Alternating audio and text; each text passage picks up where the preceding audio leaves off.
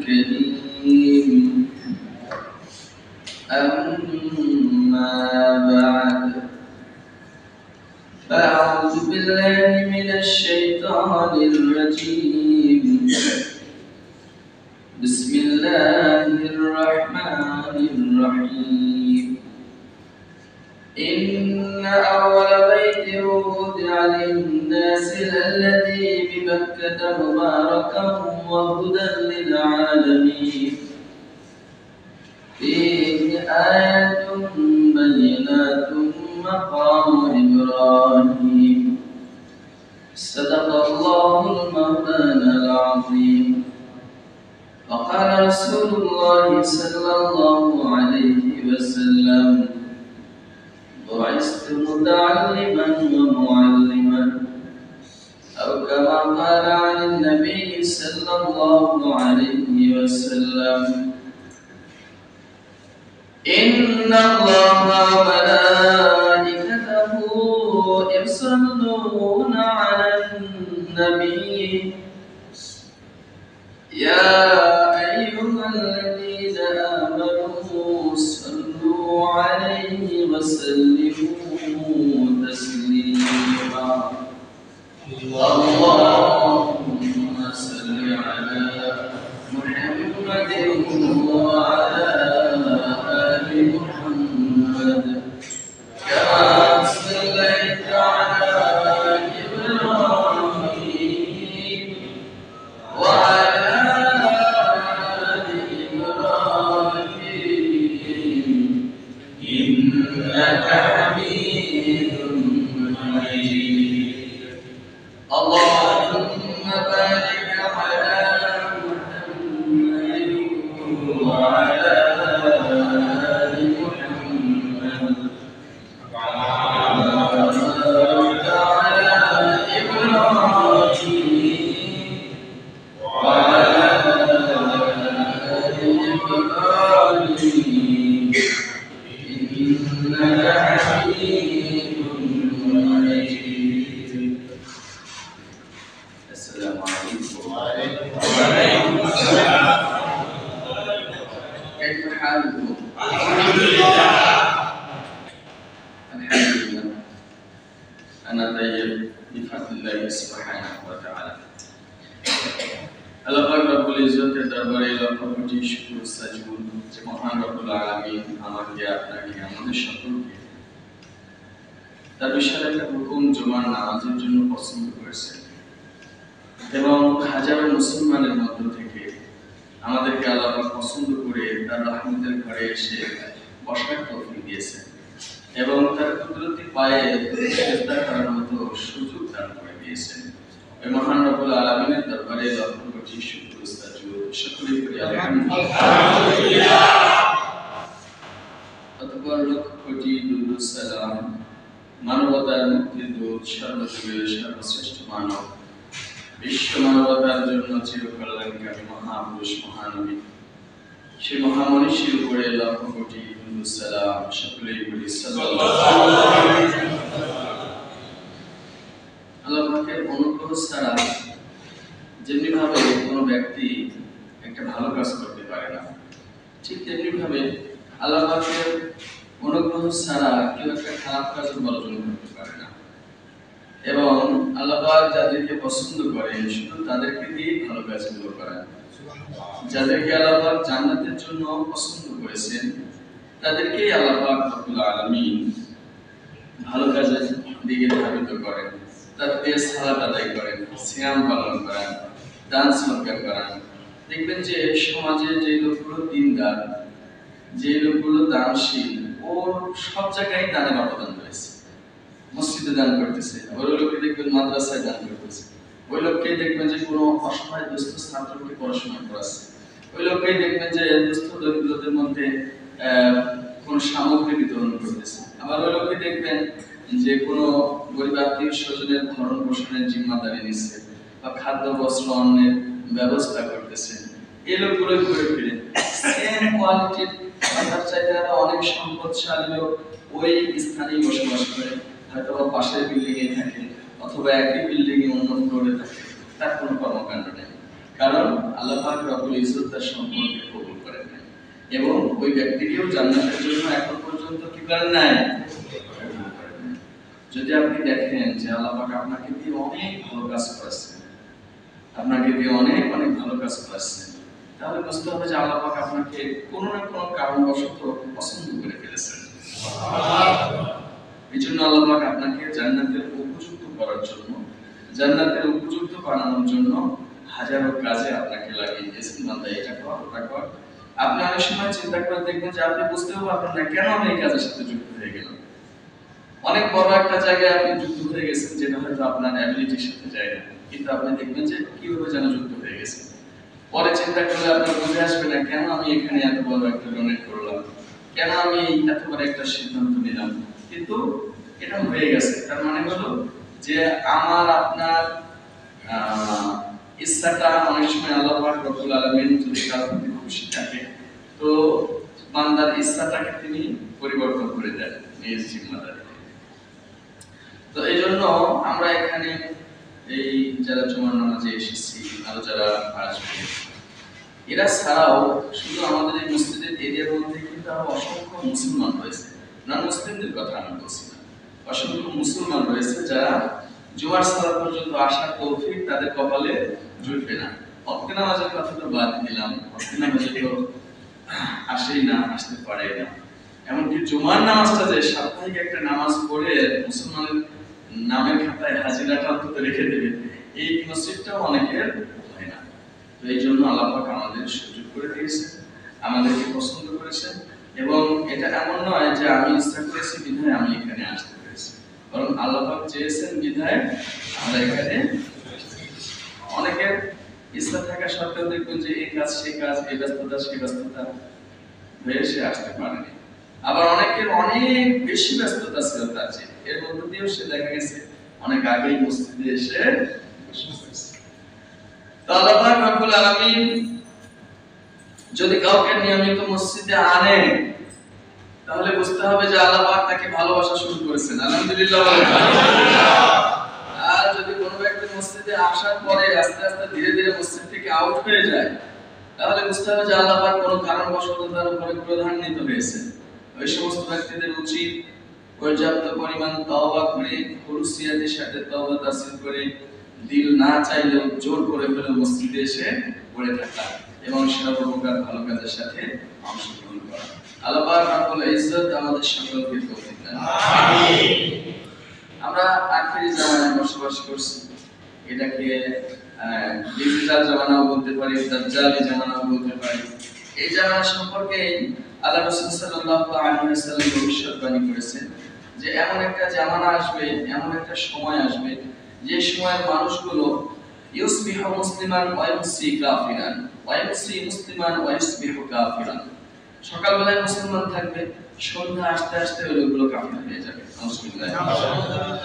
সন্ধ্যাবেলায় মুসলমান থাকবে, সকাল আসতে আসতে এই লোকগুলো কাফিরে পরিণত হয়ে যাবে। তার মানে আমাদের এই জামানার মানুষের ঈমান এত সস্তা হবে, আমাদের এই সময়ের মানুষের ঈমান এত দোদুল্যমান, মানে এত হালকা হবে যে কচুর পাতায় জমে থাকা সেই শিশির কণা যেমন টলমলায় দোদুল্যমান থাকে, ঠুনকো হাওয়া, হালকা হাওয়া বা ঠুনকো আঘাতেই ওটা পড়ে যায় এবং এমন ভাবে পড়ে যে কচুর পাতা দেখলে আর বোঝা যায় না যে এর মধ্যে কখনো পানি ছিল। আমাদের জামানার মানুষের ঈমানটা ঠিক কচুর পাতায় জমে থাকা শিশির কণার মতো বা বৃষ্টি ফোঁটার মতো, একটু থাকে হঠাৎ করে আকস্মিকভাবে হাওয়া হয়ে যায় এবং তার চাল চলন হাল হাকিকত দেখলে মনে হয় না যে এই ব্যক্তি কখনো ঈমানদার ছিল বা এই ব্যক্তি কখনো মসজিদে আসতো বা এই ব্যক্তি কখনো নিজেকে মুসলমান বলে দাবি করত। সেই জামানায় আমরা বসবাস করছি। এখানে প্রতিনিয়ত আমাদের কথোপকথন, চলাফেরা, ওঠা বসার মধ্যে এত কুফরি কথাবার্তা, এত কুফরি কালাম রয়েছে এবং এত কুফরি চিন্তা চেতনা রয়েছে, যদি ইসলামিক দৃষ্টিকোণ থেকে চুলচেরা বিশ্লেষণ করা হয় তাহলে সর্বস্তরের লোক, আমরা যারা নিজেদেরকে বড় বড় দিনদার মনে করি তাদের কথা বলতেছি, সাধারণ পাবলিক যারা আমাদের মতো আছে দিনদার মনে করে না নিজেকে, তাদের কথা বলছি না, বড় বড় দিনদার যারা রয়েছে তাদেরকেও যদি চুলচেরা বিশ্লেষণ করা যায় তো তাহলে বিশ্লেষণ শেষে দেখা যাবে যে ঈমানদারের লোকদের রাখা কঠিন হয়ে গেছে। এমন হালত আমাদের জামানায় চলতেছে। তো এই জন্য ইফতার ফতোয়ার একটা কিতাব আছে, অর্থাৎ ইসলামিক লয়ের একটা কিতাব আছে, ফতোয়া শামী, খুব সর্বজন বিদিত একটা কিতাব। ওইটা লেখা হয়েছে আজ থেকে প্রায় 250 বছর আগে। ওই সময় উনি কিতাবের মধ্যে লিখে গেছেন যে আমাদের জামানায় বর্তমান নারীদের যে হালত, পুরুষের যে হালত, এবং তারা প্রত্যেক যে কথাবার্তায় লিপ্ত হয়, নারী পুরুষের মধ্যে যে কোনো একজন যদি কোনো কথাবার্তার কারণে কাফের হয়ে যায়, মুরতাদ হয়ে যায়, তাহলে তাদের বিবাহ বিচ্ছিন্ন হয়ে যায়। অর্থাৎ আপনি আর আপনার স্ত্রী দুজনের একজন কুফরি কোনো কালাম বলে ফেলছে, কুফরি কোনো বাক্য বলে ফেলছে, তাহলে সাথে সাথে কি হয়েছে? হ্যাঁ, খাবার নিয়ে এখানে কেন? কিসের খাবার? ওখানে রেখে বসে যে ওখানে রেখে চলে যাবে।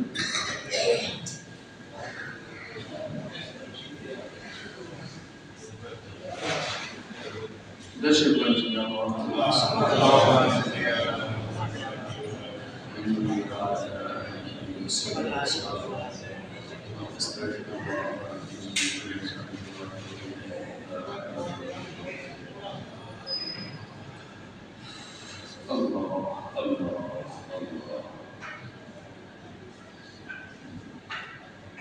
দুজনের একজন যদি কুফরি কোনো কথাবার্তা বলে ফেলে, তাহলে বিবাহ কি হয়ে যায়? বিচ্ছিন্ন হয়ে যায়।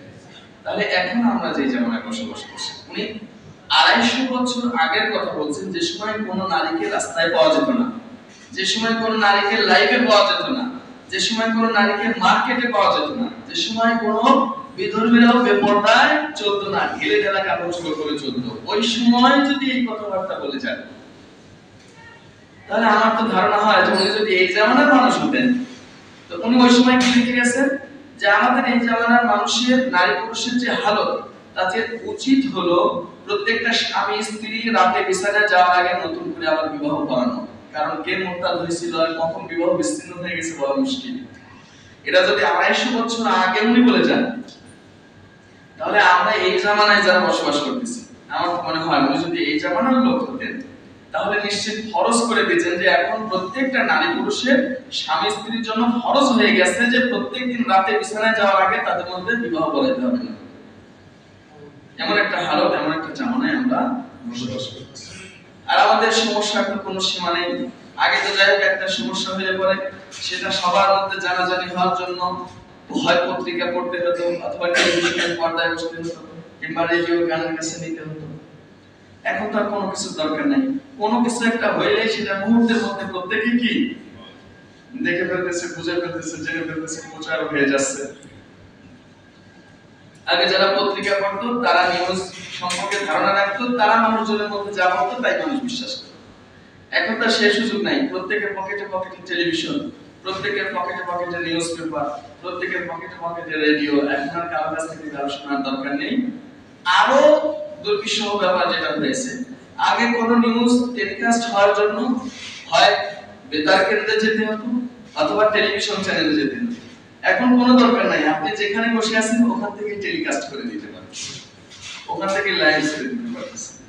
যার ফলে এখন ভালো ঘটনার চেয়ে তো খারাপ ঘটনাগুলো ছড়ায় বেশি। কারণ ভালোর প্রতি তো মানুষের কোনো আগ্রহ নেই, আছে আগ্রহ নেই।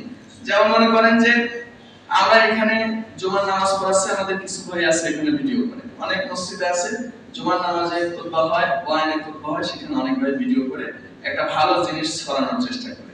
দেখবেন যে এগুলোর প্রতি মানুষের আকর্ষণ নেই। এই ক্যামেরা দিয়ে, এই ক্যামেরাম্যানরাই যদি আমার অন্য ধরনের কোনো ঘটনা প্রচার করে, মনে করেন যে একটা প্রচার করলো যে আলমদিনের ইমাম সাহেব আরেকজনের বউ নিয়ে লেগে গেছে, তাহলে দেখবে যে খালি বাংলাদেশ না, পুরো পৃথিবীর মানুষ রাতারাতি জেনে গেছে যে হ্যাঁ ঘটনা একটা ঘটেছে। কারণ কি? কারণ হলো প্রত্যেকটা মানুষ গান্দা জিনিসের প্রতি আগ্রহী বেশি। আমাদের রুচিটাই এমন, মানুষের রুচি এরকম, নিষিদ্ধ বস্তু এবং গান্দা বস্তুর প্রতি মানুষের আকর্ষণ কি থাকে? বেশি থাকে। এজন্য এরকম ভালো থাকছে। এই যে এক ভাই প্রশ্ন করছে যে ভাই হুজুর, আগে তো দেখতাম যে হুজুরদের বউরা খুব পর্দা করে, আমরা তো জানি যে হুজুরদের বউ, আমাদের এই সমাজে এক শ্রেণীর মানুষের ধারণা আছে যে হুজুরদের জন্য বিধান আলাদা, আমার জন্য বিধান আলাদা। আছে না নাই? আছে। এরকম ধারণা আছে না নাই? আছে। হুজুরদের জন্য বিধান আলাদা, আমাদের জন্য বিধান আলাদা। না, হুজুরের বউ যদি পর্দায় ঘুরে তাহলে তো কিয়ামত ঘটে যাবে। অথচ ওনারটা উনি নিজেই সাজায় গোছায় মেকআপ করে ওনার পিছনে উঠায় পুরো শহরের মধ্যে শোডাউন করে বেড়াচ্ছে, পাবলিক প্রপার্টি শোডাউন করে বেড়াচ্ছে, এতে কোনো সমস্যা নেই। ওই লোকটাই যদি দেখে যে কোনো হুজুর তার বউ পর্দা ছাড়া নিয়ে গেছে, তাহলে তো মনে করেন যে হুজুরের খায় না, ওটা জাহান্নামের চৌরাস্তা থেকে ঘুরায় নিয়ে আসবে। কারণ আমাদের এই সমাজের অনেক মানুষের এমন ধারণা রয়েছে যে হুজুরদের জন্য বিধান একটা, আমাদের জন্য বিধান আরেকটা। আসলে কি শরীয়ত এরকম ছিল? না। শরীয়ত মুহাম্মদুর রাসূলুল্লাহর জন্য যে বিধান, আমাদের মতো সাধারণ পাবলিক গুনাহগার বদাকার কলাকার তাদের জন্য একই বিধান। এটা হিন্দু ধর্ম নয় যে ব্রাহ্মণের জন্য এক বিধান আর অস্তুতের জন্য আরেক বিধান। এটা ইহুদি ধর্ম নয় যে ধর্মযাজকের জন্য এক বিধান আর পাবলিকের জন্য আরেক বিধান। এটা খ্রিস্ট ধর্ম নয় যেখানে রাহেবের জন্য এক বিধান আর পাবলিকের জন্য আরেক বিধান। এটা ইসলাম ধর্ম। মুহাম্মদ রাসূলুল্লাহর স্ত্রীর পর্দা করা ফরজ ছিল। আমি একজন নাখান্দা নাদান পাপাচার পাপী অশিক্ষিত মূর্খ, আমার বউয়ের জন্য, আমার মেয়ের জন্য, আমার বোনের জন্য সেম টু সেম বিধান, পর্দা ফরজ।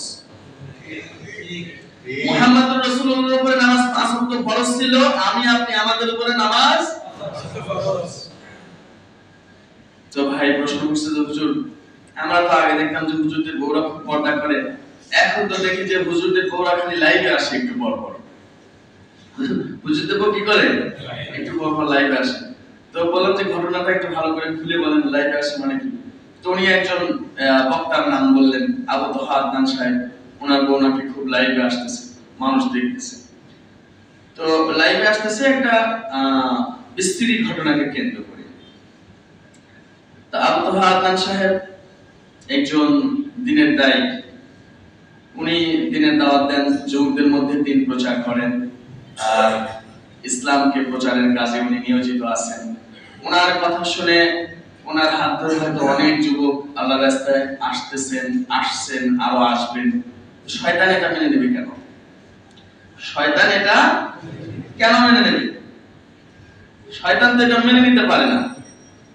এখানে আরেকটা জিনিস আপনাদের আমি ক্লিয়ার করে বলে রাখি, খেয়াল রাখবেন যে এই পৃথিবীতে শয়তান একজন আলেমকে যেইভাবে ধোঁকা দেয় এবং যতভাবে ধোঁকা দেয়, যতভাবে চেষ্টা করে, 1000 সাধারণ মুসল্লিকেও ওইভাবে ধোঁকা দেয় না। কারণ হাদিসের মধ্যে আসছে আল্লাহ রাসূল সাল্লাল্লাহু আলাইহি ওয়াসাল্লাম বলেছেন যে একজন আলেম শয়তানের বিপক্ষে বা শয়তানের জন্য 1000 আবেদের চাইতে অত্যন্ত ভয়ঙ্কর। অর্থাৎ 1000 আবেদকে, 1000 মুসল্লিকে শয়তান অতটুকু ভয় পায় না যতটুকু ভয় পায় একজন আলেমকে। এটা প্রথম কথা। তাহলে ও তো তার সবটুকু দিয়ে একজন দ্বীনের দায়ী, একজন আলেমের পিছনে লাগবে, এটাই স্বাভাবিক। 2 নম্বর বিষয় হলো যে শয়তান তার সর্বশেষ হাতিয়ার যেটা ব্যবহার করে সেটা হলো একজন মানুষের পিছনে লেগে যখন কোনোভাবেই তাকে আর শয়তান বাগে আনতে পারে না, তখন শয়তানের সর্বশেষ এবং সবচেয়ে ভয়ঙ্কর হাতিয়ার নারী, এটাকে সে ওই আলেম বা সেই আবেদ বা সেই ব্যক্তির পিছনে লেলিয়ে দেয়। নাউজুবিল্লাহ। এই জন্য দেখবেন একটা বাস্তব জিনিস আপনাদের বলি, খেয়াল করে দেখবেন, আলেম ওলামাদের মধ্যে আপনি প্রসিদ্ধ কোনো সুদখোর পাবেন না। পাবেন? একজন আলেম অমুক মসজিদের খতিব সাহেব মুসল্লিদের মধ্যে টাকা লাগায় সুদ খাইছে দেখাইতে পারবেন? একজন আলেম সরকারি পোস্টে চাকরি করে ঘুষ খাইছে দেখাইতে পারবেন? একজন আলেম রাস্তায় ছিনতাই করছে দেখাইতে পারবেন? একজন আলেম কোন নারীকে ধর্ষণ করছে আজ পর্যন্ত দেখাইতে পারবেন?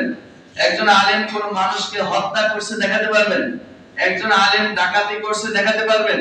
কোন আলেম কারো বাড়িতে গরু চুরি করতে গিয়ে ধরা পড়ছে দেখাতে পারবেন? কোন আলেম কারো পকেট মারতে গিয়ে ধরা পড়ছে দেখাতে পারবেন? তাহলে এত বড় বড় পাপ কোনটার মধ্যেই সাধারণত আলেমদেরকে দেখা যায় না, যদিও দু একটা হয়ে থাকে সেটা একেবারে বিচ্ছিন্ন ঘটনা। কিন্তু নারী সংক্রান্ত অঘটন, এর সাথে আলেম জালেম জাহেল মূর্খ শিক্ষিত অশিক্ষিত ধনী গরিব সকল শ্রেণীর লোক এই ফিতনার সাথে জড়িয়ে পড়ে। নাউজুবিল্লাহ। তাহলে বোঝা গেল কি, জিন শয়তানের চাইতে ভয়ঙ্কর হলো এই শয়তান। হাজারো লক্ষ কোটি জিন শয়তান মিলে যে কাজ করতে পারে নাই, একজন নারী শয়তান সেই কাজ করতে পারে। নাউজুবিল্লাহ। হাজারো জিন শয়তান মিলে একজন আলেমকে বাগে আনতে পারে নাই, একজন নারী শয়তান সেটা আনতে পারে। এজন্য আল্লাহ পাক রব্বুল আলামিন, আমি যে কথা বললাম এটা শুধু বাস্তবতা নয়, এটা কোরআনের কথা। শয়তান পুরা জাতিকে জাহান্নামী বানায় ফেলতেছে, পুরা মানব জাতিকে হাজার হাজার লক্ষ লক্ষ বছর ধরে হাজার লক্ষ কোটি অগণন মানুষকে জাহান্নামী বানাচ্ছে। এরপরে আল্লাহ পাক রব্বুল আলামিন শয়তান সম্পর্কে বলেছেন, এই বনি আদম তোমরা জেনে রাখো, ইন্না কাইদাশ শাইতানি কানা দাঈফা। শয়তান যে চক্রান্ত করে এটা একেবারেই দুর্বল, একেবারেই দুর্বল। আর পরবর্তী যে শয়তানের কথা বললাম এ সম্পর্কে আল্লাহ কি বলছেন জানেন? আল্লাহ নিজেই বলছেন, ইন্না কাইদাকুন্না আযীম। জেনে রাখো মানুষ, এই যে আযাজিল শয়তান গোটা জাতিকে জাহান্নামী বানাচ্ছে, এর চাইতেও ভয়ঙ্কর শয়তান, এর চাইতেও ভয়ঙ্কর চক্রান্তকারী, এর চাইতেও ভয়ঙ্কর চক্রান্ত হলো নারীর চক্রান্ত। বলে নাউজুবিল্লাহ। একজন নারী একটা পুরুষকে ভালো বানাতে পারে, একজন নারী একটা পুরুষকে ধ্বংস করতে পারে, একটা পরিবারকে ধ্বংস করতে পারে, একটা সমাজকে ধ্বংস করতে পারে, এমনকি একটা রাষ্ট্রকে পর্যন্ত ধ্বংস করে দিতে পারে। আরে দূরে যাবেন কেন, অল্প কয়েকদিন আগের ঘটনা দেখেন না, ইরান ইসরায়েল যুদ্ধের মধ্যে ইরানের যে পোল্ট্রিটা খাওয়াইছে, ইরানের যে নাকানি চোবানি খাওয়াইছে কে? হ্যাঁ, একজন নারী। কে খাওয়াইছে? একজন নারী। এত বড় একটা ক্ষমতাধর রাষ্ট্র ইরান, যারা সেই আদিকাল থেকে ক্ষমতাধর পারস্য, পৃথিবীর নবী করিম সাল্লাল্লাহু আলাইহি ওয়াসাল্লাম পৃথিবীতে আগমনের পূর্ব থেকে যারা ক্ষমতাধর সুপার পাওয়ার ছিল, রোম পারস্য, এই সেই পারস্য হলো ইরান। এইরকম একটা ক্ষমতাধর রাষ্ট্র, এইরকম একটা জাতিকে নাকানি চুবানি খাওয়াইছে মাত্র একজন নারী। কয়জন নারী? একজন। ক্যাথরিন প্যারেজ, নাম শুনেন নাই? ক্যাথরিন প্যারেজ নামে একজন নারী, ইহুদি নারী, সে মুসলিম সেজে, সে মুসলিম ধারণ করে, ভুয়া মুসলিম সেজে পর্দা করে সমস্ত গোপন খবর সে পাস করে দিত। যার ফলে আপনারা হয়তো নিউজে দেখেছেন যে ইসরায়েল একেবারে নির্দিষ্ট করে যেই কামরার মধ্যে, বিল্ডিং না, একটা বহুতল ভবনের ঠিক যেই কামরার মধ্যে একজন ইরানি কর্মকর্তা, একজন বিজ্ঞানী বা একজন জেনারেল অথবা একজন মেজর বা একজন সরকারি উচ্চ পর্যায়ের প্রশাসনের কর্মকর্তা শুয়ে আছে বা মিটিং করতেছে, ঠিক সেই জায়গায় বোমা মারে। এটা তাদের টেকনোলজি নয়। এটা আমরা মনে করছিলাম যে ইসরায়েল তাদের অত্যাধুনিক টেকনোলজি ব্যবহার করছে। না, ইসরায়েল পৃথিবীর সবচাইতে পুরনো টেকনোলজি ব্যবহার করছে, পৃথিবীর সবচাইতে প্রাচীন টেকনোলজি ব্যবহার করছে। আমরা তো ভাবতেছিলাম ইসরায়েল অনেক আধুনিকতায় পৌঁছে গেছে, তাদের রাডার দিয়ে এটা ধরতেছে, অণুবীক্ষণ যন্ত্র দিয়ে ধরতেছে, ড্রোন ক্যামেরা দিয়ে ধরতেছে। না, ইসরায়েল তো সেই পৃথিবীর সবচাইতে প্রাচীন ক্যামেরা ব্যবহার করেছে, পৃথিবীর সবচাইতে প্রাচীন যন্ত্র ব্যবহার করেছে একজন নারী। একজন পুরুষের দ্বারা কোনোভাবেই এটা সম্ভব ছিল না। কারণ এই নারীটা কি করতো, মুসলিম সেজে সে উচ্চ পর্যায়ের যত কর্মকর্তা ছিল তাদের প্রত্যেকের বউয়ের সাথে গিয়ে সাক্ষাৎ করতো, কথাবার্তা গল্প গুজব করতে করতে ভাইজান আজকে কোথায় গেছে, কোথায় থেকে কোথায় যাবে, একেবারে হুবহু পয়েন্ট টু পয়েন্ট হরফান প্রত্যেকটা সংবাদ সংগ্রহ করে পাস করে দিত। যার ফলে এত বড় একটা ক্ষমতাধর রাষ্ট্র, এত সংরক্ষণের পরেও তাদের এত বড় বড় কর্মচারী কর্মকর্তা, বড় বড় শিল্পারণ্য বিজ্ঞানী সব কিছু হারিয়েছে। একজন বিজ্ঞানী, একজন জেনারেল মেজর তৈরি করতে কত অর্থ খরচ হয়েছে তাদের, সব কিছু নষ্ট করে দিয়েছে একজন নারী। কয়জন নারী? একজন। এই হলো তাদের ক্ষমতা, দুরাচারে এই হলো তাদের ক্ষমতা। যে নারীটা বারবার লাইভে আসতেছে, অনেকে বলতেছে হুজুর সে তো বিচার চাওয়ার জন্য আসছে। আচ্ছা, এই ফেসবুক আদালত হলো কবে থেকে? অনলাইন আদালত হয়েছে কবে থেকে? কে বিচার, কার কাছে বিচার চাচ্ছে? খবিস মহিলা। ও বিচার চাওয়ার দরকার হলে বড় বিচার চাইবে আপনাদের পরিবারের কাছে কি, শ্বশুর শাশুড়ি থাকলে তাদের কাছে কি, মুরব্বীদের কাছে গিয়ে, অথবা সে যে সমাজে বসবাস করে ওখানকার মেম্বার চেয়ারম্যান আছে তাদের কাছে গিয়ে। যদি এগুলোতে না হয় তাহলে সর্বোচ্চ সে আদালতে গিয়ে বিচার চাবে, লাইভে এসে সে কার কাছে বিচার চাবে। সমস্যাটা এখানে নয়, সমস্যা হলো আবুহা আদনান সাহেবের মূল্য এক জায়গায়, পরিচিত এক জায়গায়। সেটা কোথায়? অনলাইনে। কোথায়? সেটা আদালতেও নয়, পরিবারের মধ্যেও নয়, সমাজের মধ্যেও নয়। তার মর্যাদা, তার দাম, তার মূল্য, তার ভ্যালু সব কিছু এসেছে এক জায়গা থেকে, অনলাইন থেকে। এইজন্য শয়তান ওরে সুন্দর করে বোঝাই দিয়েছে, তোর বিচার আদালতে নয়, তোর বিচার চাইতে হবে কোথায়? অনলাইনে। কারণ শয়তান জানে এই যে এই যুবকটাকে ঠেকাইতে যত ধরনের কৌশল ছিল সব ব্যবহার করেছি। এটা বড় মুসলিম যুবককে সঠিক পথে নিয়ে আসার চেষ্টা করতেছে। আর ঘোড়াগুলোকে তো সঠিক পথে আনার দরকার নাই, এগুলো তো আকাম কুকাম করে যৌবন আগেই নষ্ট করে রেখে আসছে। জোয়ানগুলো যদি ভালো হয়ে যায়, এইখানে যুবকদের মধ্যে যদি একবার ইসলামের জোয়ান এসে যায়, সমস্ত যুবক যদি একবার মসজিদমুখী হয়ে যায়, তাহলে শয়তান আর কিছু এখানে করতে পারবে না। এজন্য ওই খবিসটা লাগাই দিয়েছে যে তুমি কি করো? অনলাইনে বিচার চাও। কারণ অনলাইনে তার সম্মান ছিল, ওখানে সম্মানটাকে আস্তে করে মিটায় দাও। এইজন্য সে এখানে এসে কি করতেছে? বারবার বিচার চাচ্ছে। এগুলো দেখে আমাদের আরো একটা জিনিস শিক্ষা নেওয়া দরকার। আমরা যে সমাজে বসবাস করি, এই সমাজ একাধিক বিয়ের পক্ষে নয়।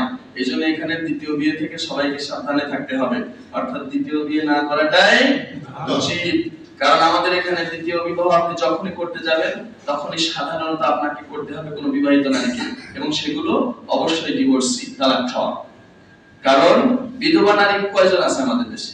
বিধবা নারী সাধারণত ভালো হওয়ার সম্ভাবনা আছে, আর অবিবাহিত নারী সাধারণত দ্বিতীয় বিবাহের আগ্রহ থাকে না। তাহলে বাকি থাকবে শুধু ডিভোর্সি গুলো। ডিভোর্সি নারী আপনি যত ভালোই বলেন, খারাপই তো কিছু না কিছু থাকেই। নাচে তো ফিরাউনের সাথে আসিয়া থেকে গেল, এর স্বামী কি ফিরাউনের চাইতে খারাপ ছিল? এখানে থাকতে পারবো না। আপনি বলবেন যে আরে হুজুর সেই ফিরাউন আর আসিয়ার গল্প বাদ দেন, আমাদের সমাজে এখনো ফিরাউনের চাইতে খারাপ স্বামীকে আমি দেখছি। ফিরাউন তো আসিয়াকে অসম্ভব ভালোবাসতো, শুধু তার উপরে অত্যাচার করেছে মুসার উপরে ঈমান আনার কারণে। এর আগে সে চুল পরিমাণ অত্যাচার তাকে করে নাই। ফিরাউনের হাজার হাজার দাসী থাকা সত্ত্বেও আসিয়াকে অসম্ভব ভালোবাসতো সে। এটা হয়তো আপনারা জানেন না। তার উপরে যতটুকু অত্যাচার হয়েছে শুধু মুসার উপরে ঈমান আনার কারণে। আর আমাদের সমাজে তো এমন ফিরাউনের অভাব নাই যারা ডালের মধ্যে লবণ কম হইলে পরে ফিরাউনের চাইতে আরো ভয়ঙ্কর রূপে অবতীর্ণ হয়। আছে না নাই? তারপরে সেখানে সংসার করছে কি করছে না? এখানে নারীগুলো আছে না নাই? আছে। তার মানে ডিভোর্সি নারী স্বামী খারাপ থাকে, তারপরে সে যদি উচ্চ পর্যায়ে ভালো হতো, কখনোই সেখান থেকে আসতো না, মৌরুক মাসুম সেখানেই থাকতো। তো এই জন্য ডিভোর্সি নারীদের থেকে সাবধান থাকতে হবে। দ্বিতীয় বিয়ে সাধারণত কেউ করবেন না, এটা আমাদের সমাজের জন্য প্রযোজ্য নয়। তারপরে দ্বিতীয় বিয়ে করলে দ্বিতীয় স্ত্রী যেটা আমাদের সমাজে আসে, এ আপনাকে ভালোবাসার জন্যও নয়, আপনার সংসার সাজানোর জন্য নয়, ওর আশ্রয়স্থল খোঁজার জন্য আসে। মনে রাখবেন, ওর আশ্রয়স্থল খোঁজার জন্য আসে। এবং আমাদের সমাজের মানুষের চরিত্র এটা, বসার জায়গা দেবে তো শুয়ে পড়বে, তারপরে আরো অনেক কিছুই তলব করবে। আসছিল আশ্রয় খুঁজতে, এরপরে আসার পরে দেখবে যে আরো কত কিছু সেখানে সংগঠন ঘটায়।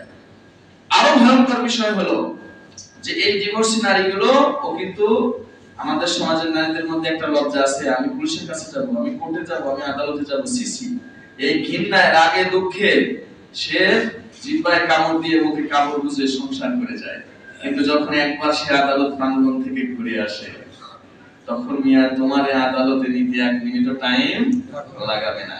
কান ধরুক আর ঘাড়ের গিট্টু ধরুক আর আপনার অন্য কিছু ধরুক, টান দিয়ে সোমের আদালতের মধ্যে দাঁড় করাই দিয়ে টাকা ফেল, তুই ভাগ, তারপরে বাকিটা আমি দেখতেছি।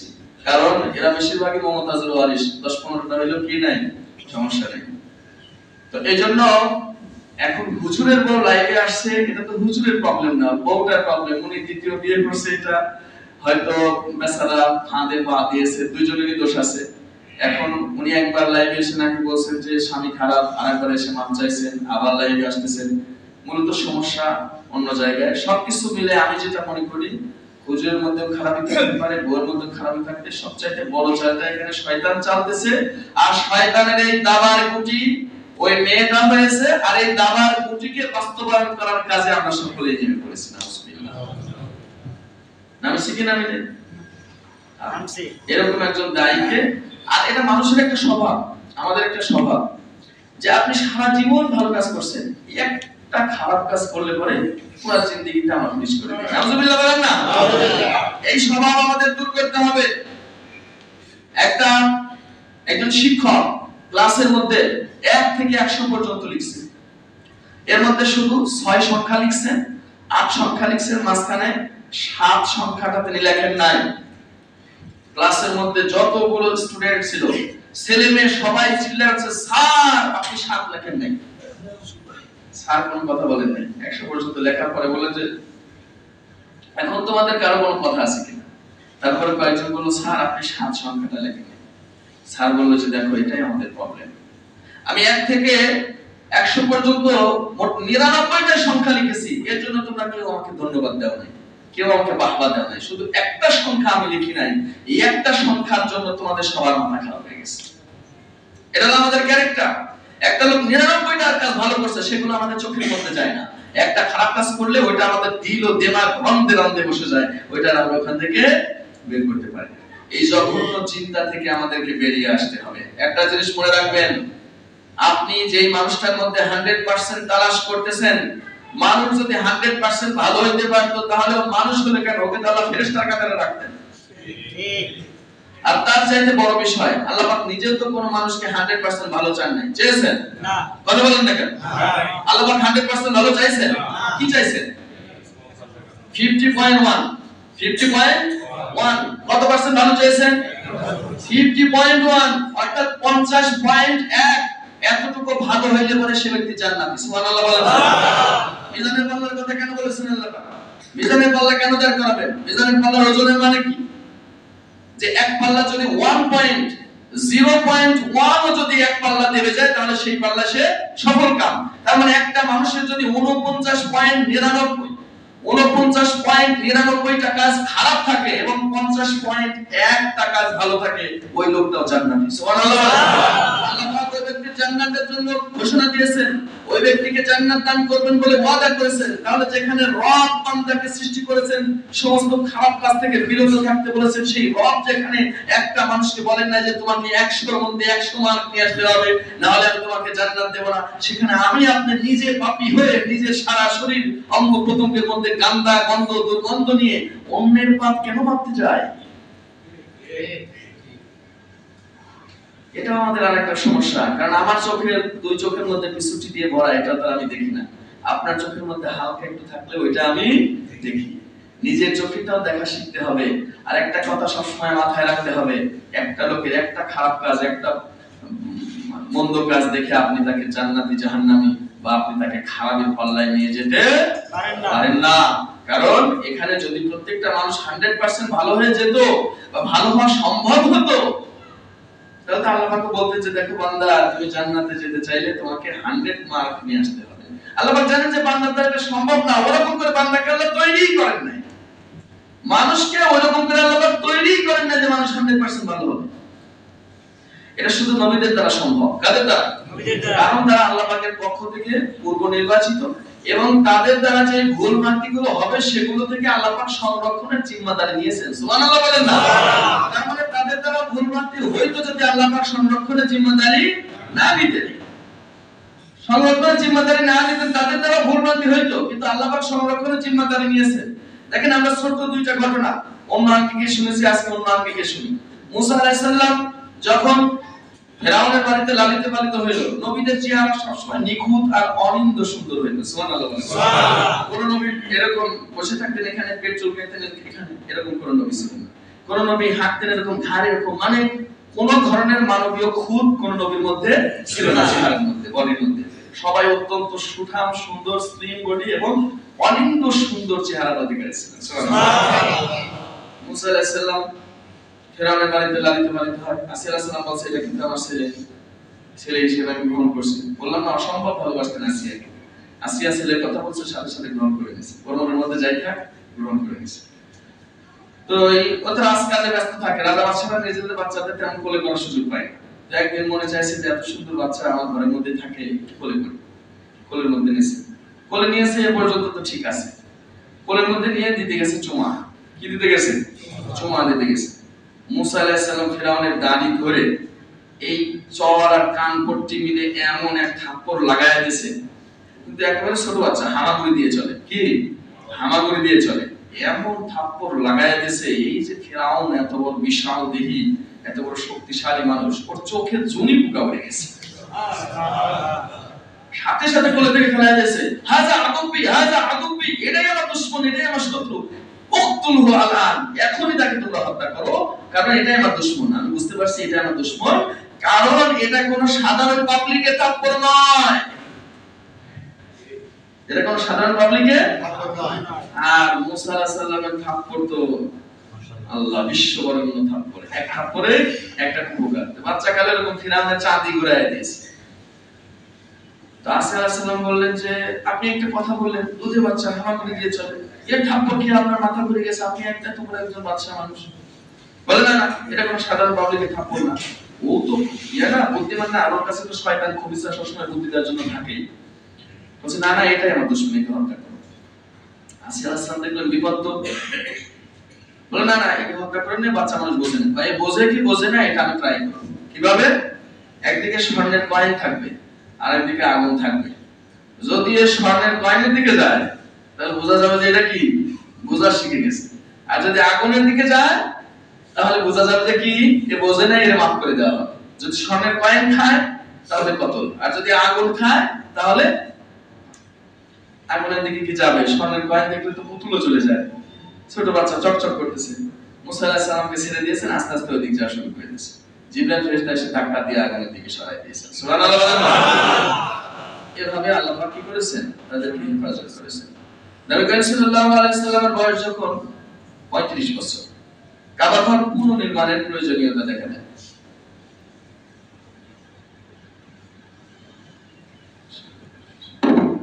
তো কাবা ঘর নির্মাণ করার কাজটা মুসা ওই সমাজের লোকজন খুব সম্মানের চোখে দেখত। তো সবাই মিলে কাবা ঘর নির্মাণের কাজে অংশগ্রহণ করছে। এমন সময় রাসূলুল্লাহ সাল্লাল্লাহু আলাইহি সাল্লাম কি করতেছেন? মানে বিভিন্ন পাহাড় থেকে পাথরগুলো সংগ্রহ করে করে নিয়ে আসতেছেন ওখানে দেওয়ার জন্য। তো নবী করিম সাল্লাল্লাহু আলাইহি সাল্লাম কি করতেছেন? সবার সাথে পাথর এই কাঁধের উপরে করে করে, কেউ কাঁধের উপরে করে নিয়ে আসতেছেন, কেউ এরকম পাঁজা গোল করে নিয়ে আসতেছেন, যেগুলো ছোট সেগুলো এমনি ধরে নিয়ে আসতেছেন। তো আল্লাহ রাসূল এই কাঁধের উপরে পাথর নিয়ে আসার কারণে ওনার যে সেই মানে মালাই কালার, আমাদের দেশে যেটাকে দুধে আলতা বলে, মানে ধবধবে শুভ্র সাদার মধ্যে হালকা লালচে ভাব, সেটাকে দুধে আলতা বলে বা গৌরী বর্ণ বলে যেটাকে, ওই সেই মোলায়েম আর দুধে আলতা বদনের উপরে যখন পাথরটা দিয়েছে, মানে একবারে লাল টকটকে হয়ে গেছে। একজন বলতেছে যে মুহাম্মদ তুমি এত কষ্ট করছো কেন? তোমার পরনের লুঙ্গিটা খুলে কাঁধের উপরে দিয়ে পাথরটা দিলেই তো কি হয়ে যায়, তোমার আর কি হয় না, আঘাত লাগে না, ওখানে ব্যথা লাগে না। নবী করিম সাল্লাল্লাহু আলাইহি সাল্লাম ওই জাহেলের কথা শুনে ওনার লুঙ্গি খুলতে গেছেন, লুঙ্গির এক পাট কেবল খুলছেন আর বেহুশ পড়ে গেছে। সুবহানাল্লাহ। হুশ ফিরে দেখেন যে ওনার লুঙ্গির যে পাটটা খুলেছিলেন সেই পাটটা সুন্দর করে পরিয়ে দেওয়া, কারণ যখনই উনি এই কাজ করতে গেছেন সাথে সাথে জিবরাইল ফেরেশতা এসে ওনাকে অজ্ঞান করে দিয়েছেন এবং লুঙ্গির পাটটা সুন্দর করে পরায় দিয়েছেন। তো এভাবে নবুয়তের আগে থেকে, নবুয়তের পরে তো আছেই, নবুয়তের আগে থেকেই আল্লাহ পাক রব্বুল আলামিন নিজ কুদরতে নবীদেরকে ইসমাতুল আম্বিয়া যেটাকে বলে বেগুনাহ মাসুম রেখেছেন, কখনো তাদের দ্বারা ভুল হয় না, মানে আল্লাহর পক্ষ থেকেই তাদেরকে ভুল করতে দেওয়া হয় না। আমার আপনার তো জিম্মাদারি আল্লাহ পাক দেন নাই, নিয়েছেন? আরে ভাই আমার আপনার জিম্মাদারি যদি নেন, আমরা যদি নবীদের মতো এরকম পুত পবিত্র হয়ে যাই, আমরা যদি নিষ্পাপ হয়ে যাই, তা আল্লাহ পাকের গফুর নামের কি হবে? আমরা যদি পাপই না করি আল্লাহ পাকের গফফার নামের কি হবে? আমরা যদি পাপে লিপ্ত না হই আল্লাহ পাকের সত্তার নামের কি হবে? বরং আল্লাহ পাক তো গফুর ও গফফার, আল্লাহ পাক ওয়ালিল সত্তার। আমি আপনি আমরা সাধারণ পাবলিক গুনাহ করব, তওবা করব, তবেই তো আল্লাহ পাক তাওয়াবুর রহিম, আল্লাহ পাক আমাদের ক্ষমা করবেন, তবেই তো আল্লাহ পাক গফুর ও গফফার, আল্লাহ পাক আমাদের অসংখ্য পাপকে গোপন করবেন, তবেই তো তিনি সত্তার। সুবহানাল্লাহ। আল্লাহ পাক আমাদের থেকে 100% ভালো চান না। আপনি কি আমার কাছে 100% ভালো চান? 100% তলব করেন আমার কাছে। আমি কি আপনার কাছে 100% তলব করি? একটা মানুষ এতদিন ধরে দিনে দাওয়াতের কাজ করেছে, এত ভালো কাজ করলো, এত যুবককে তিনি সঠিক পথে আনলেন, আজকে তার বিপক্ষে একজন নারী দাঁড়িয়ে একটা লাইভ করলো, সেটা নিয়ে তার বিগত জিন্দেগির সমস্ত কাজ, সমস্ত আমল, সমস্ত শ্রম সবকিছুকে আমি বলে গেলাম। কি আফসোস আমাদের জন্য, কত আফসোসের বিষয় আমাদের জন্য। আর এগুলোর প্রতি আমরা আরো অনেক ইন্টারেস্টিং। আরো কতজন নিয়মিত ভাতার পাল্টাচ্ছে, কোনো সমস্যা নাই, বউ পাল্টাচ্ছে, কোনো সমস্যা নাই, আর একজনের বিবাহিত বউ রাস্তা সহ নিয়ে যাচ্ছে, সেগুলো নিয়ে কোনো সমস্যা নাই। ওটা যেমন একটু বুঝুন না, মাথায় টুপি আছে, মুখে দাঁড়িয়ে আছে, এই জন্য আমরা সকলেই সেখানে ইন্টারেস্টিং, সবাই মজা নিচ্ছি। আল্লাহ আমাদের সবাইকে হেফাজত করে, সঠিক বুঝদান করে, সঠিক পথে চলার তৌফিক দান করে। আজ আমি একজন আলেমকে নিয়ে খুব সহজে একটা কথা বলে দিচ্ছি, একটা কমেন্ট করতেছি, কত ধরনের শব্দ সেখানে ব্যবহার করতেছি, আল্লাহ আল্লাহ আল্লাহ, কত খারাপ শব্দ আমরা সেখানে কমেন্টের মধ্যে ব্যবহার করতেছি, আল্লাহ। অথচ আমরা এখানে যারা দিনদার লোক কমেন্ট করতেছি, এদের মধ্যে অনেক হুজুরও আছে যারা জানে যে নারীদের চক্রান্ত ভয়ঙ্কর বলে আল্লাহ পাক রব্বুল আলামিন বলে দিয়েছেন।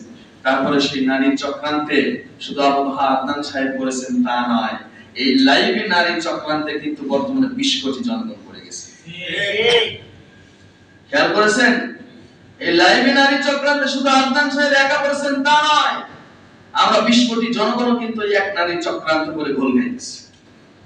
আল্লাহ পাক আমাদের এই সমস্ত অনিষ্টতা থেকে হেফাজত করেন। আমিন। নারী আমাদের মা, নারী আমাদের বোন, নারী আমাদের জান্নাত দুনিয়াতে। নারী যখন মা হিসেবে আসে তার পায়ের তলে আমাদের জান্নাত। নারী যখন বেটি হিসেবে আসে তার নামের সাথে আমাদের জান্নাতের সার্টিফিকেট। সুবহানাল্লাহ। নারী যখন বেবি হিসেবে আসে তখন সে শুধু আমাকে জান্নাতে নিয়ে যাবে তাই নয়, দুনিয়াতেও সে আমাকে জান্নাতের স্বাদ আস্বাদন করায় নিয়ে যাবে। সুবহানাল্লাহ। নারীর মধ্যে পুরোটাই শুধু জান্নাত, সে যে সেক্টরে থাক। মায়ের সেক্টরে থাকলে তার পায়ের তলায় জান্নাত, মেয়ের সেক্টরে থাকলে তার নামের পিছনে জান্নাত, বোনের সেক্টরে থাকলে সে তার নামের পিছনে জান্নাত। আর যদি বেটি স্ত্রীর সার্টিফিকেটে তিনি আসেন তাহলে দুনিয়াতেও জান্নাত, আখিরাতেও জান্নাত। সুবহানাল্লাহ।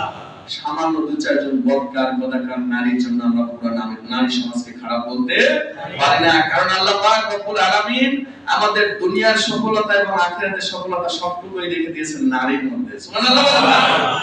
সব কিসের মধ্যে রাখছেন?